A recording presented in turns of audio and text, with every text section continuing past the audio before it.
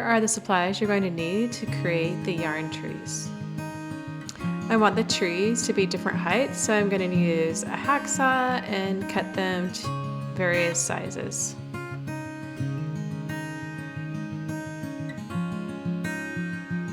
If you don't have a hacksaw, I've seen people use bread knives as well.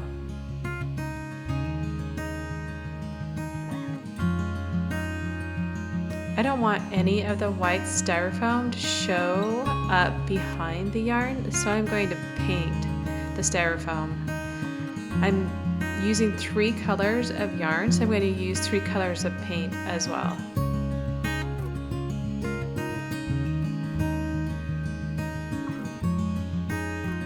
As a side note, something I didn't do in this project that I wish I did was paint the bottom of the trees as well.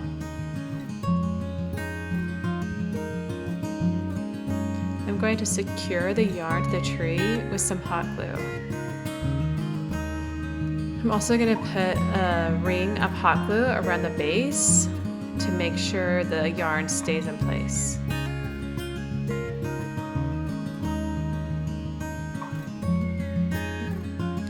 Once the base was secure, I wrapped the yarn around the cone. It's important to keep the strands of yarn close together.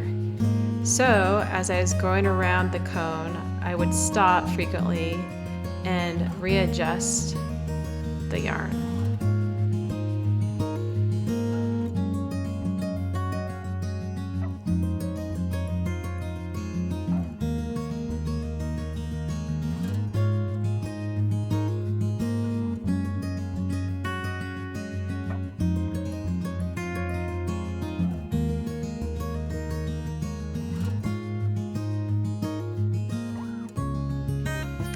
Once I reached the top of the cone, I applied a little more hot glue and kind of wrapped the yarn around the top and just made sure that it was secured by the glue.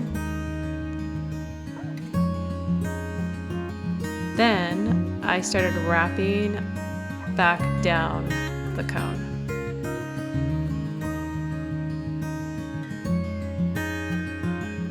Once I reached the base again, I cut the end of the yarn and I tucked it under one of the strands of the yarn at the bottom to make sure it was nice and secure, and then added another drop of hot glue to secure the end.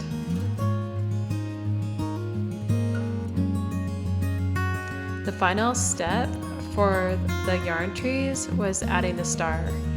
I put a toothpick into the top of the trees, and then I took my wood star cutouts and added a drop of hot glue and stuck them on to the toothpick and made sure they were nice and straight.